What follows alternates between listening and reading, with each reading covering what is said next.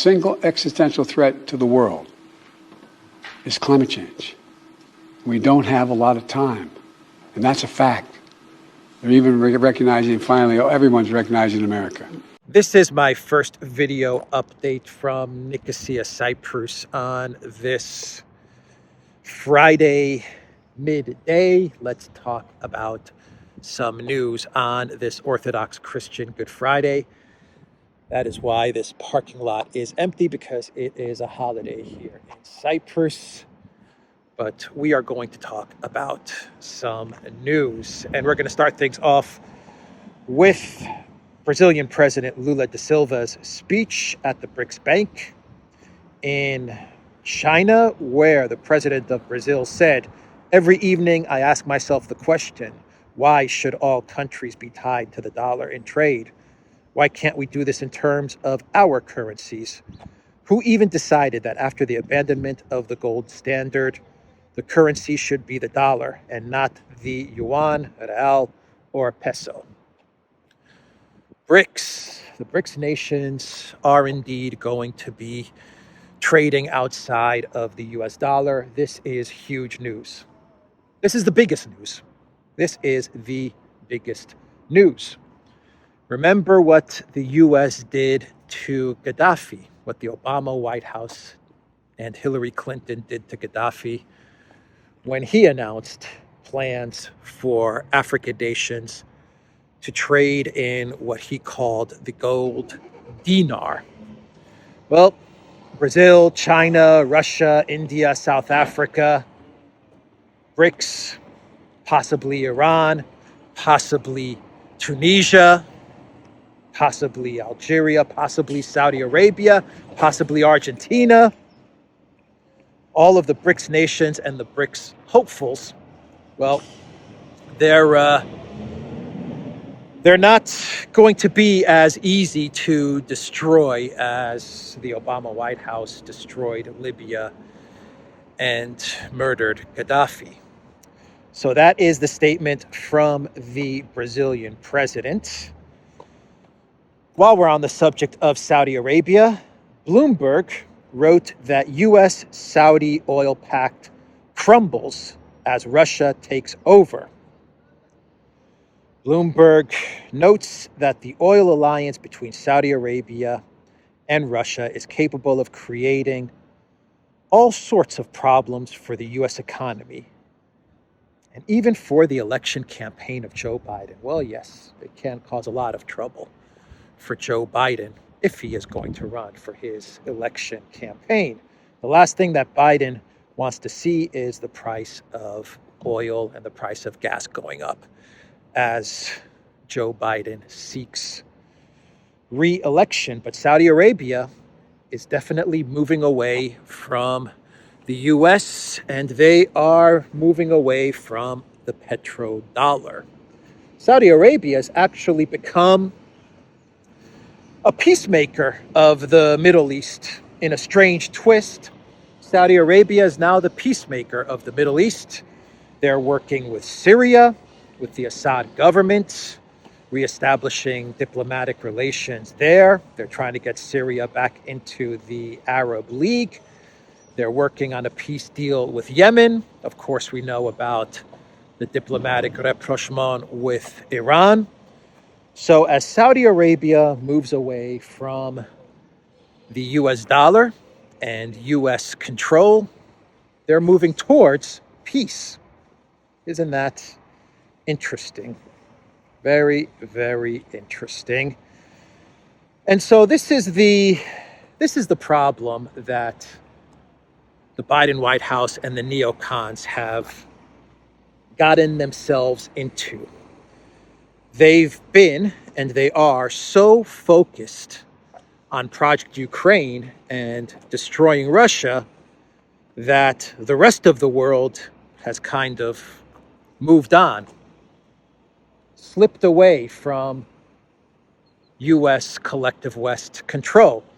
There are reports, actually, that during Lula's trip to China, the Chinese were like, look, we'll talk a little bit about Ukraine and your plan, President Lula, for some sort of peace deal or peace negotiations, but let's not talk too much about Ukraine. This is what China told Brazil. Let's not focus too much on Ukraine because we have all kinds of other things that we would like to discuss.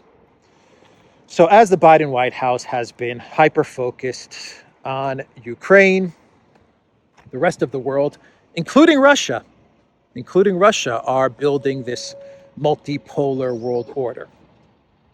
It is the collective West and the Biden White House that are bogged down in Ukraine.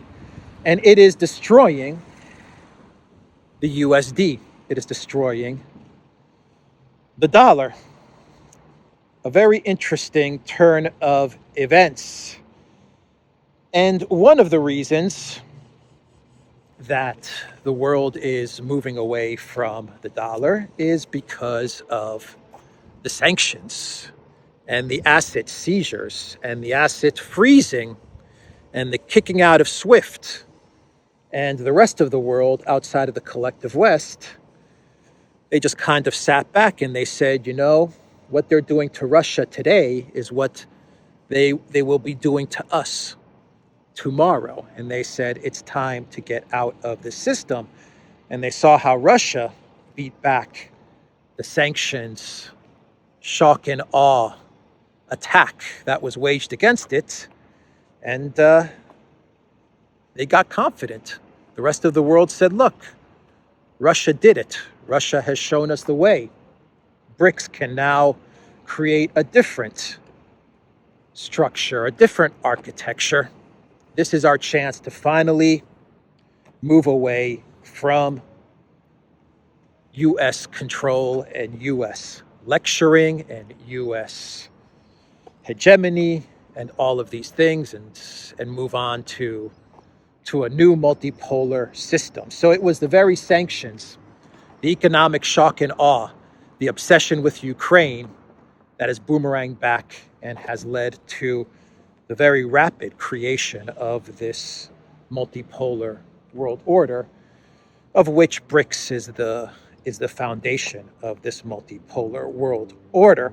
And the most interesting part about the collective West, the US and EU sanctions and asset freezes, is that we are getting reports now from German publications, I believe German publication Welt, saying that the European Union is not even going to be able to get their hands on the money, the assets that they froze, the 300 billion or something Russian assets. That money, according to a document that Welt saw the other day, the EU is not going to be able to use those assets.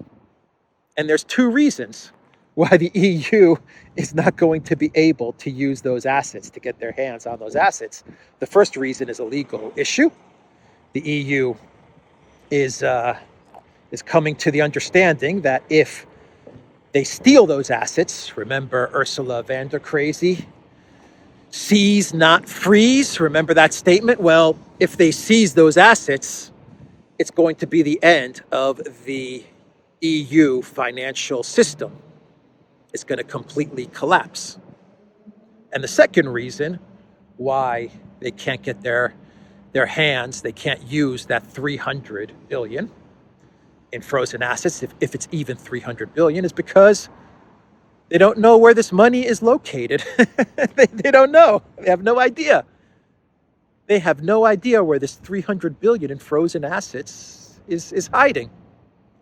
I believe the Russian government, they brought back most of this money. Somehow, some way, this money made its way back to Russia. That's my belief.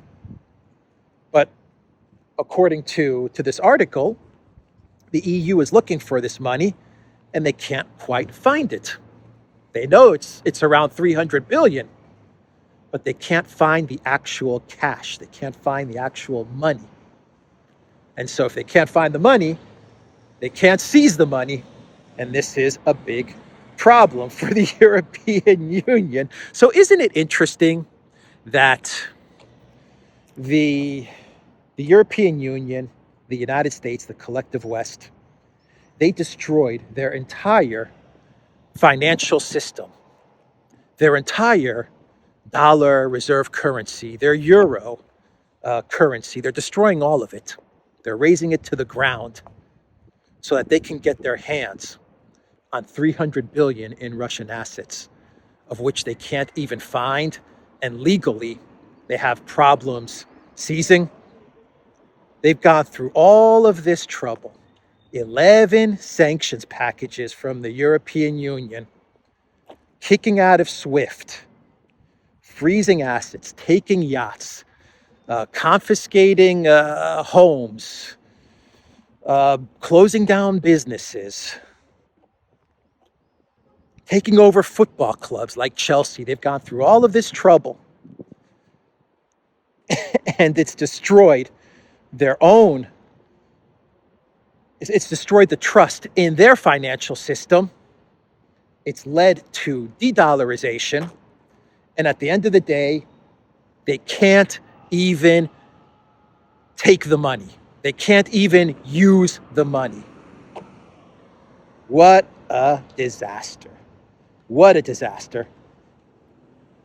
Tory Newland was speaking to Congress the other day, and she said, in February, we announced the first tranche under the authority to confiscate private funds in the amount of $5.4 million, and more announcements will follow. Of course, discussions continue about the fate of the approximately 300 billion in assets of the Russian central bank, which we and our allies have frozen. Yes, you have frozen that 300 billion, but you can't find that 300 billion.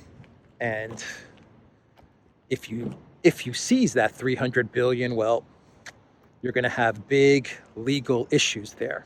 You think de-dollarization is happening fast now? Just wait when and if the United States or the EU actually finds some of that 300 billion and pockets some of that 300 billion. Just wait and see what would happen to the pace of de-dollarization then. Countries outside the collective West are going to freak out if they see the collective West take Russia's money and hand it over to Zelensky. Boy, that is going to be a disaster. From what I understand, of the 300 billion that they froze, they have only been able to locate, according to Bloomberg, something like 38 billion. That is it. Or 28 billion. That's all they've been able to find. So that's what Newland said the other day, speaking to Congress. Just a girl with a dream to seize Russian assets and destroy the Russian Federation. Just a girl with a dream. A small town girl living in a lonely world. And what effect has this had on Russia? Well, Russia's reserves have now surged past 600 billion. And this is without disclosing where the 300 billion that was frozen is actually located.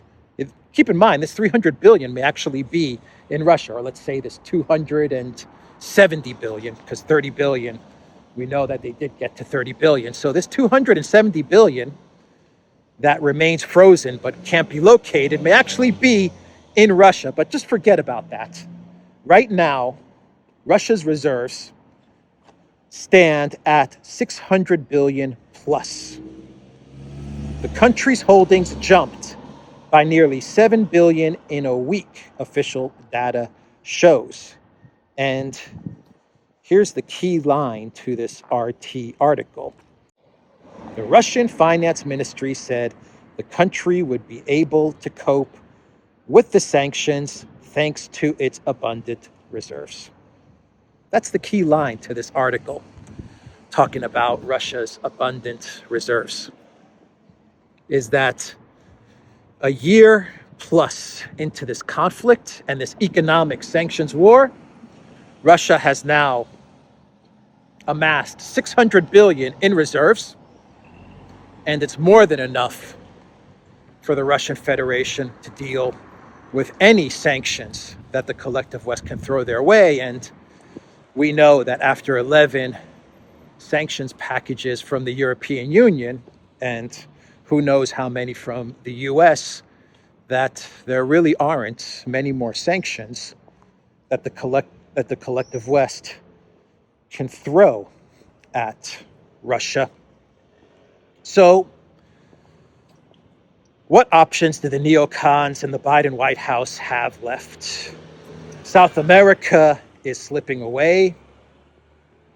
The Middle East, according to Bloomberg, Saudi Arabia, slipping away. We know that Africa is absolutely slipping away. What options do they have? Well, in my opinion, which direction do I want to go in? Let's walk it this way.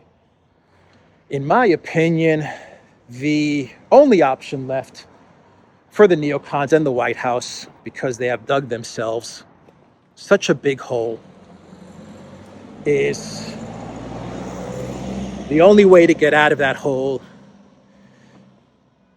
is to try and destroy Russia and or China. That's all that's left for them. There's very little time and opportunity left for the United States to win back the Middle East, to win back Africa, to win back South America. The Biden White House actually doesn't even have the diplomatic capability. They don't have the skills to win back, to try and win back these regions and countries that they're losing. So they're unable to counter what China, Russia, India, the BRICS are offering to the rest of the world. And so the only option you have left is to try and go after the very countries that are competing with you. And that means that the only thing the Biden White House and the neocons can do is to continue the conflict against Russia and or start a conflict or continue the conflict with China, if you believe that the United States is already in some sort of conflict with China. And I believe that the spring offensive is the neocons' way of saying, look, we've got until 2025, if that, to deal with China. After 2025, it's going to be very difficult to take on China. So this spring offensive, this is our last chance as far as taking out Russia. If we don't get some results in the spring, well, then we're going to have to move on and focus in on China. And it makes sense. The strategy, in a strange, sick way, does make sense. Let's give this spring offensive one go. Let's hope it does something. If we can destroy Russia, then we remain the unipolar hegemon. If we can't destroy Russia, well, then we have to forget about Project Ukraine and Russia, and we have to then move on to dealing with China. And if we can destroy China, well, destroying China also means that we can remain the global unipolar hegemon. So that's their option. That is their only option to get out of this hole that they have dug themselves into by being hyper focused and obsessed with Project Ukraine. The rest of the world has gone its own way. They've left, and they're now looking towards new models and new opportunities, mostly in BRICS. And the only option left to Nuland and co. is to go after the top dogs the top dogs, Russia and China. That's it. Get rid of them and you can go back to unipolar hegemon United States. So that would explain why the New York Times is reporting that the United States and NATO, they've given their last tranche of weapons and military aid to Ukraine before the big spring offensive. They've given everything that they could and everything they can to Ukraine, and now it's up to Ukraine to make it happen, to make the spring counteroffensive happen. We will see. Ukraine is talking a big game. They're definitely talking a big game. ABC News, they interviewed this Budanov guy, who's one of Zelensky's goons, one of the intel chiefs in the Zelensky regime. And he said that the leaked Pentagon documents are really not going to affect the big spring offensive. And then he said, if there is a problem, it will be solved. If there is no problem, even better. This will not be able to affect the real results of the offensive operation. Everyone will see and feel the results of the counteroffensive in the near future. So look, all the Ukraine officials, they're definitely talking a very, very big game when it comes to the spring offensive. They're talking very, very confidently about the results of the spring offensive. Even Zelensky, in a speech he gave the other day, he said, this offensive is going to lead Ukraine to victory. That is what Zelensky said. Marine Le Pen, she gave an interview, and Le Pen said that if Ukraine wins, this means that the North Atlantic Alliance has entered the war. I am sure that Ukraine, without the capabilities of NATO, will not be able to defeat Russia militarily. And this means that World War III will be unleashed. Yeah, absolutely. And that may be part of the spring offensive plan. Maybe the big surprise of this spring offensive is some sort of NATO participation, maybe some sort of Poland, Romania participation. Le Pen knows what's up. She knows that Ukraine has lost. But if Ukraine is successful in this spring offensive, if there is a spring offensive, and whatever this spring offensive may be, well, then it pretty much means that NATO is in this war. And, well, if NATO is in this war, then all bets are off. Who knows what happens then if NATO does indeed to enter this war? Because, once again, the problem that the neocons in the Biden White House, the problem that they've put the entire world in, this hole that they've dug all of us into, is that they've made Project Ukraine into an existential problem for their unipolar hegemony and their dollar reserve currency. This is the problem that they've put us all in. And we know that the neocons and the Biden White House, they are not going to give up their hegemon reserve currency status just like that. So a NATO entrance into the conflict is an absolute possibility, and that is what Le Pen is saying. So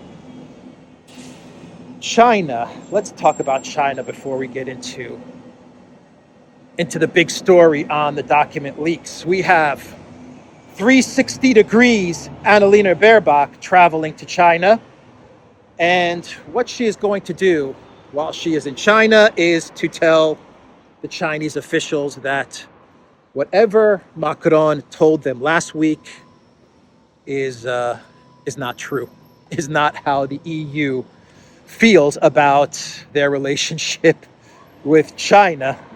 That is what Annalena Baerbock is going to be doing during her visit in China. She's not going to be meeting with Xi Jinping, but she's going to be meeting with other high-level officials in China. And the purpose of her trip, according to Politico, is to set the record straight on China after Macron's Taiwan comments. So basically, this is Annalena Baerbock going to China and telling the Chinese, take your EU independence and sovereignty, take it, we don't want it. We're perfectly happy as the European Union, remaining under the control of the neocons, the Biden White House, and Klaus Schwab. That is pretty much what Annalena Baerbock is going to be telling the Chinese. We don't want any of your EU sovereignty and independence. And Jungle Joseph Borrell, he was supposed to accompany Annalena Baerbock on this trip to China, but Jungle Joseph, he tweeted out that he has tested positive for the you-know-what, and unfortunately, Jungle Joseph will not be traveling to China and accompanying Annalena Baerbock on this trip. How convenient for Jungle Joseph. How convenient. I bet you Jungle Joseph, he saw what the Chinese did to Ursula, how they humiliated Ursula, and he said, you know, I don't want to go through passport control and customs and stuff like that. So, you know, I'm just going to take this test here, and that'll be my excuse for getting out of the humiliation that I will face in China. That is what Jungle Joseph did. How convenient for him to not be able to travel to China because he is feeling under the weather. So let's now talk about the other big news of the day, which was the Jack Teixeira story. This is the 21-year-old Massachusetts National Guardsman who, according to the Biden White House, the DOJ, the Washington Post, the New York Times, he was the person who had all of this classified information in these documents, and he went on to Discord and he leaked these documents, and well, you know the rest of the story. And so here's a tweet from The Real Fly, which says, back in 1971, this man leaked the Pentagon Papers that highlighted the true nature of the Vietnam War, which led to its end. He was charged with espionage, cleared, given praise and medals afterwards. And that man was Daniel Ellsberg. And now you have this title from the Washington Post, which says he's from a patriotic family and allegedly leaked U.S. secrets. And the media, they are branding this young man, this 21-year-old man, as a traitor to his country. That is the narrative in and around Teixeira, and the video was released yesterday of the feds arresting him outside of his home. And there you have it. This is the guy that had all of these classified, top secret documents on Ukraine, but also on the Middle East and China and US spying on its allies, and documents presenting the real story around the Ukraine war, which is that Ukraine is indeed losing and Ukraine is suffering catastrophic casualties and they're not ready for the spring offensive, and the US military is in Ukraine fighting the Russians, and the Russian military has figured out ways to jam up US missiles, and all of these stories that the collective West and the Biden White House have been telling us about the conflict of Ukraine. All of these stories have now been proven to be false or propaganda or fake narratives. We now know where Ben Wallace got his 97% of the Russian military is bogged down in Ukraine. We know where he got that from. It was from these documents. We now know where the whole narrative of China is going to be supplying lethal weapons to Russia. We know where that narrative came from. It was in these leaked documents. And even I believe it's the Washington Post, they ran an article on Russia and China. They say Russia says China agreed to secretly provide weapons. Leaked documents show. So the Washington Post ran this article, which claims, according to the leaked documents, that U.S. intelligence, they intercepted Russian messages, which claim that Russia got China to agree to sending lethal aid to Russia so that they can fight the Ukraine military. And so now we know where the whole China is supplying lethal aid to Ukraine. We know where that came from as well. It came from these documents.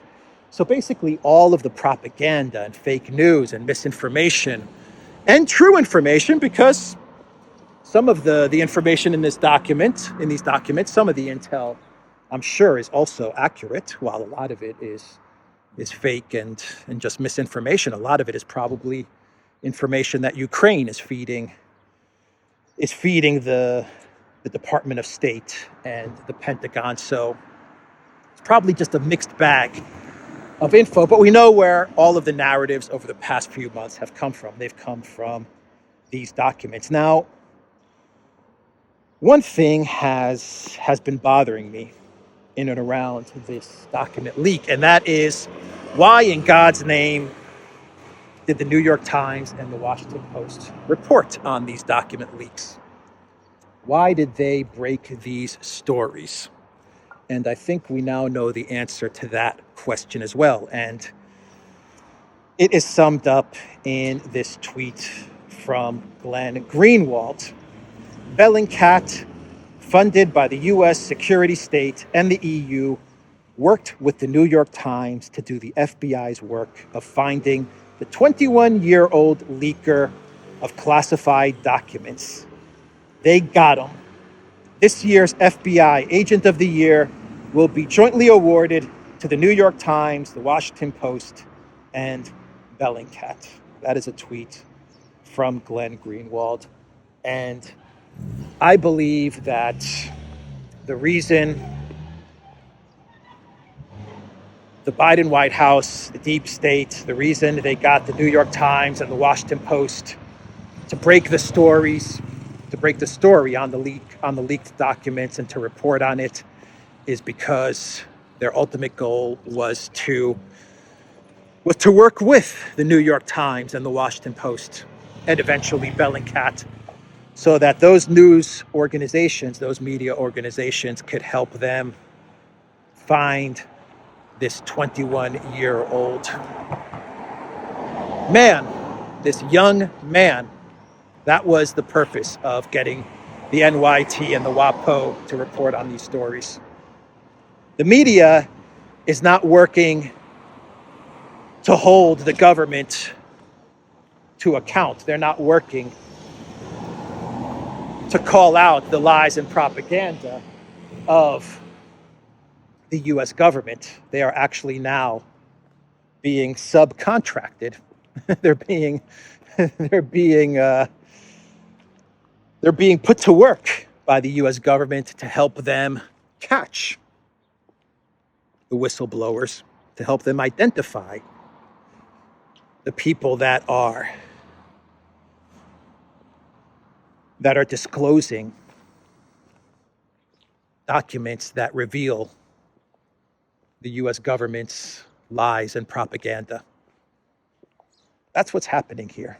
The Washington Post and the New York Times are nothing more than an extension of the three-letter agencies and the deep state.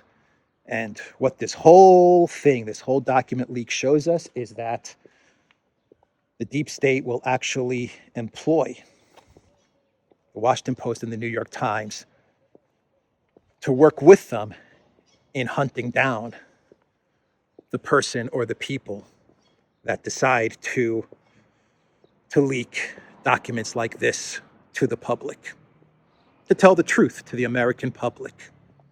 That is what this entire story reveals. And that's what happened. That is why the New York Times and the Washington Post reported on these leaked documents. Because at the end of the day, the deep state wanted these publications to get involved in this document leak so that they could help them figure out who leaked these documents. And they got their guy, the 21-year-old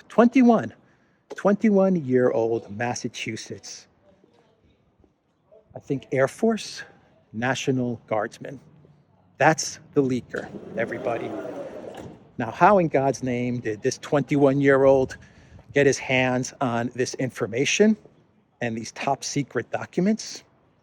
Not all the documents were top secret, but many of them were.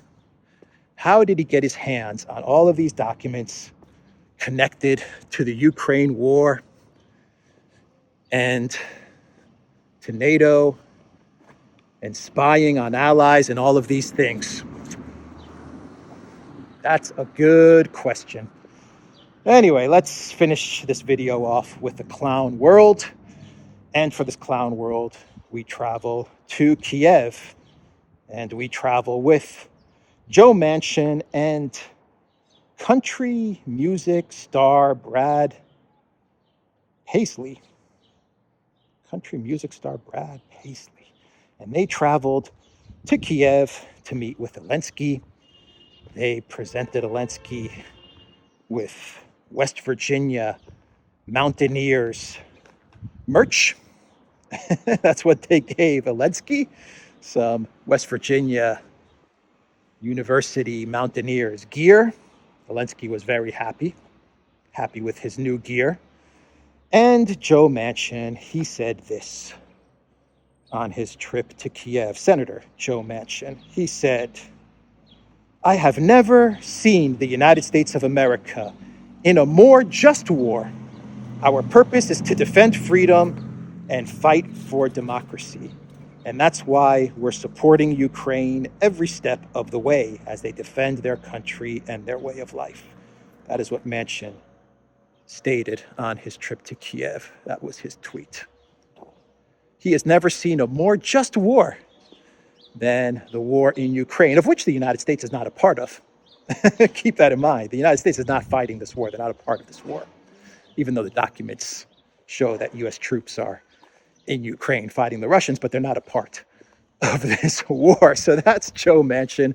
And he went there with country music star, I guess he's a star, Brad Paisley. And from what I understand, Mr. Paisley even played a song for Zelensky while he was in Kiev. What is a country musician doing in Kiev? I have no idea, but what a circus Kiev has become. What a hot tourist destination Kiev has become. So Zelensky, he met with Manchin and Paisley, and he said, thank you. Thank you for this West Virginia clothes. Very, very nice hat. Very nice hat, very nice sweatshirt. So what else do you have for me, Senator Manchin? Money? You have some money? Maybe $3 billion. I need to buy some homes. And this country musician, Mr. Paisley, I too play music. You know this. Not country music, but I play piano with my penis. Yes, I do. I do this. But I see you have guitar. I try to play music with my penis, guitar with my penis, but very painful. So I just play piano. That's the video, everybody. The Duran.locals.com. We are on Rumble, Rockfin, Odyssey, BitChute, Telegram, and go to the Duran shop. 10% off. Use the code Good Day. Take care.